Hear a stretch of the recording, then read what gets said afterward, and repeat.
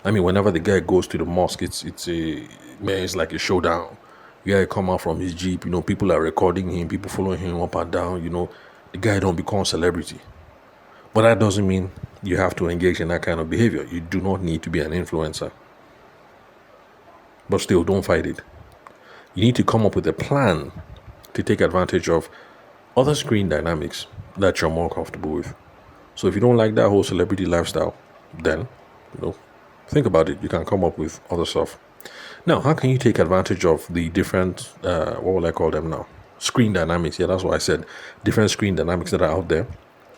Well, number one is you have to make sure you show up online and be easy to be found. So people like Sarki Mota, who are taking the influencer strategy, I mean, obviously they are being big and in your face on Instagram. By the way, if you're curious, I just want to see what the guy looks like. Just sample the guy, see his tees. It's Sarkin Mota, Sarkin, Sarkin, and then Mota, Mota. That is car or motor, in Hausa. So Sarkin Mota, the king of cars. So, first off is show up online and be easy to be found. Now, for the rest of us who are not trying to pursue any influencer status, the first thing is we have to make sure that we're easy to be found on Google. Because for most people, most of their experience of the internet is going to be through Google.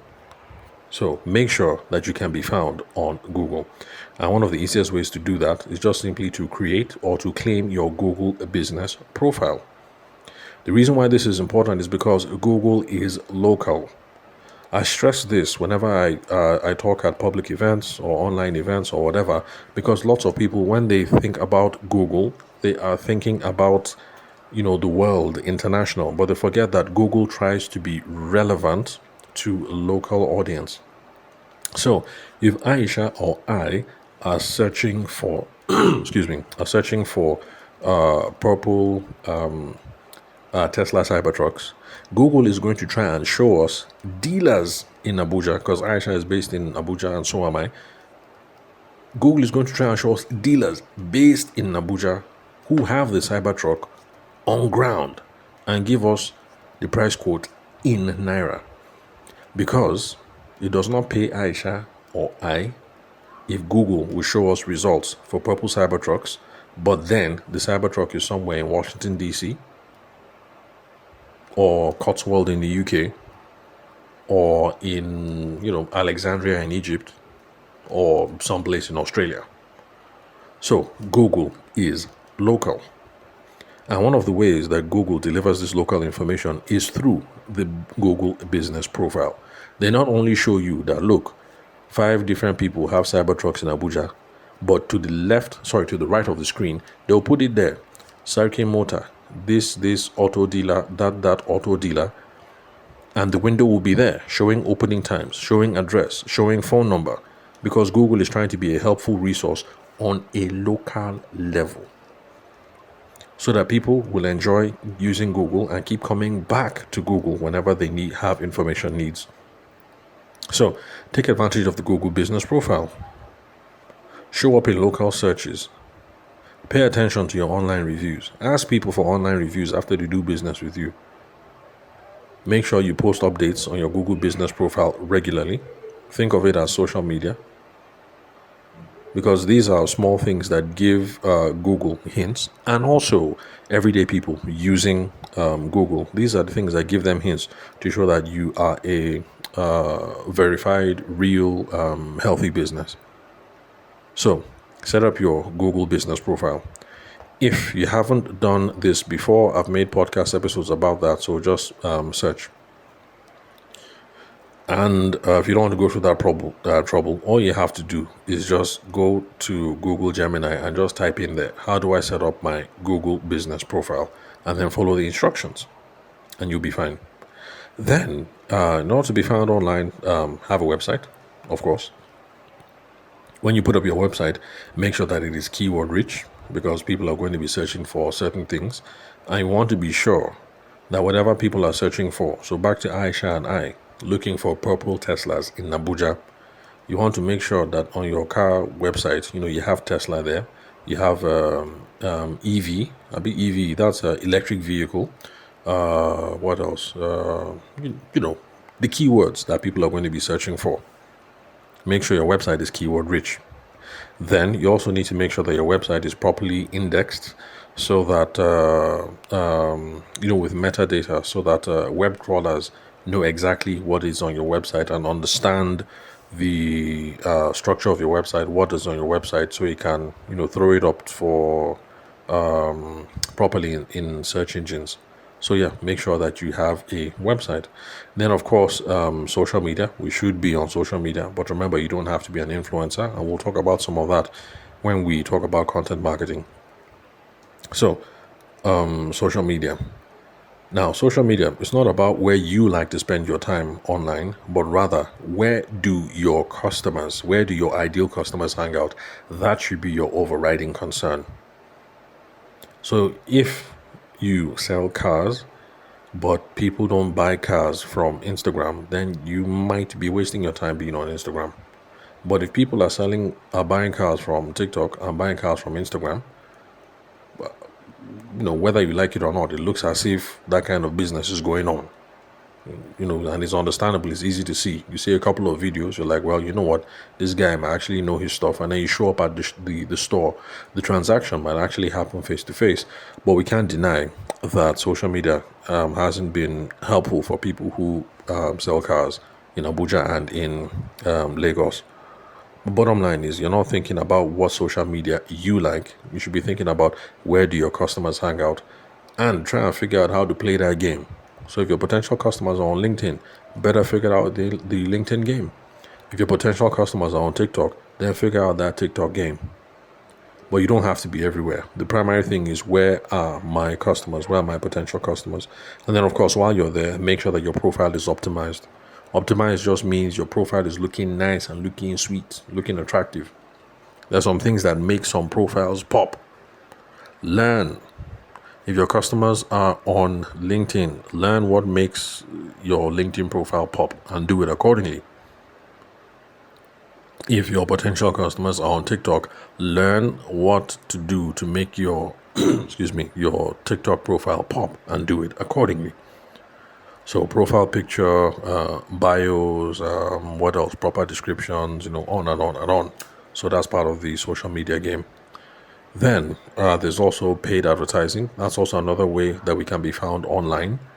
So make sure that you're advertising, boosting, your stuff, because organic reach is limited nowadays, because everybody wants you to pay for their service. So if you're on LinkedIn, you can't keep relying on organic reach. Eventually, you're going to have to start advertising.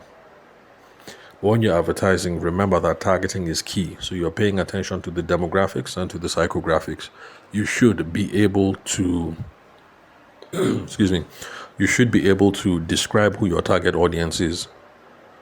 My target audience is between ages this to this, living in this city, engaged in this kind of occupation. Those are the demographics. Then psychographics, the things that the people are interested in. Okay, so back to the car thing now. So I'm a gentleman of a certain age, and Aisha sounded like she was a lady of a certain age. So let's say now, for instance, that the targeting we'll put there is people based in Abuja, Federal Capital Territory, and Lagos, men or women between the ages of 25 to 50. By the way, I'm not 50. I never reached yet. So, but let's just put down now as age. Then, for occupation, since I'm a consultant, and so is Aisha, we can put consultancy there. We can also put oil and gas professionals. Who else carry money? We can put CBN staff, that's central bank, NNPC staff. All those big jobs. Those are the things we'll be putting there under demographics. Because remember, demographics is age, sex, location, occupation, all those sorts of things. Then psychographics, things that people are interested in and their hobbies. So that's why we'll now put in sustainability, eco, whatever. What else? We'll now put EVs, electronic vehicles. What else? Then things in the car culture, like what else? I don't know. Drifting. Okay, yeah, drifting, because Abuja has a big drifting community. So put all those things there. Now, the idea is when we're advertising online and we are that specific and we tell Zuckerberg them that, look, Uncle Zucks, only show my advert to men or women based in Lagos or Abuja who are between the ages of 25 to 50, who are interested in drifting and exotic cars and sustainability and electric vehicles, and who have occupations like business consultants or who work in highly paid jobs like oil and gas, oil and gas, central bank, NNPC, stuff like that. Then the hope is that it is only people who meet that criteria, this picture that we've painted, that will see the advert. Because we're hoping that people will see this thing and then they'll buzz us up and say, oh boy, how far? I beg, you get Cybertruck. I'm looking for Cybertruck that has purple color because I want to be one in town. So that's advertising. Then another way that we can be found online is through content marketing. Now, I decided to talk about that because people are afraid of being influencers, and this is one way that you can promote your business without being an influencer. When you're doing content marketing, what you're trying to do is to create valuable educational content, the kind of content that answers questions that your potential customers are looking for, trying to answer. Oh, sorry about the noise in the background. I forgot to mention, I'm making today's recording at home. It's a weekend. The kids are home, wife is home, everybody's around. So there will be some noise in the background. So, where was I? Yeah, so you're making valuable content that informs people, that educates people. If you're funny, maybe you can throw in some humor. But the main thing here is you're trying to answer questions that your potential customers will ask. Now, if you do that, that is how people can get a feel of you, and some of your ideas can travel and your content can travel, even though you are not being an influencer. So I am not being an influencer. I'm not all over the internet. But what I'm doing is content marketing. I'm putting out these podcast episodes and I'm writing pieces on sales and marketing on LinkedIn. And that is how my ideas travel. And that is how people discover me. So I don't have to be an influencer. I don't have to record my every waking. I don't have to be a big boy. I don't have to be anything. I can just chill. I can just be me. And I can still stay in the game. And people can still find me online. So these are ways that you can show up and easily be found. So remember, I said don't fight it. You don't have to be an influencer, but don't fight it. We've looked at a couple of ideas about how you can make yourself be found online. Now, this is what to do next when you're found online. Remember that selling is having conversations with people. Whenever somebody reaches out, engage this person in conversation. Stop this nasty Nigerian habit of when somebody says, hello, do you have purple Cybertruck available? What you do is you now send them price sheet. That is absolutely rubbish. When somebody says, how far do you have purple Cybertruck? Engage the person in the conversation. You say, oh, yes, we do. We have a purple Cybertruck. Which models do you have in mind in particular? We have the 2025 model, we have 2023, and we have 2021. Which one do you have in mind? You see, you're engaging somebody in a conversation. Person say, I didn't know that there are different models. Say, yes, actually, there are different models, but it depends on what it is that you have in mind, because from the 2021 model to the 2025 model, these are the differences, blah, blah, blah. So it depends. What are you looking for in an electric vehicle? And then you keep quiet and hear the person, let the person talk. What the person will say will now determine which one you promote, whether you're pushing the 2021 model or the 2023 model or the 2025 model. But engage people in the conversation. It's a nasty Nigerian habit. Somebody will say, are you available? How much? Next thing you send the person price sheet.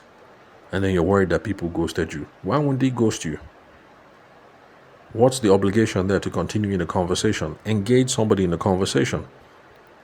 Then, when you're talking with people, also try and figure out who they are. The whole point of figuring out who they are is not just because you're trying to be nice. You're trying to figure out, is this person serious? Or is this person curious? Or is this person a Waka pass? If the person is serious, then you now know that this is somebody you can follow up on. Pursue this person. Stay on the ball.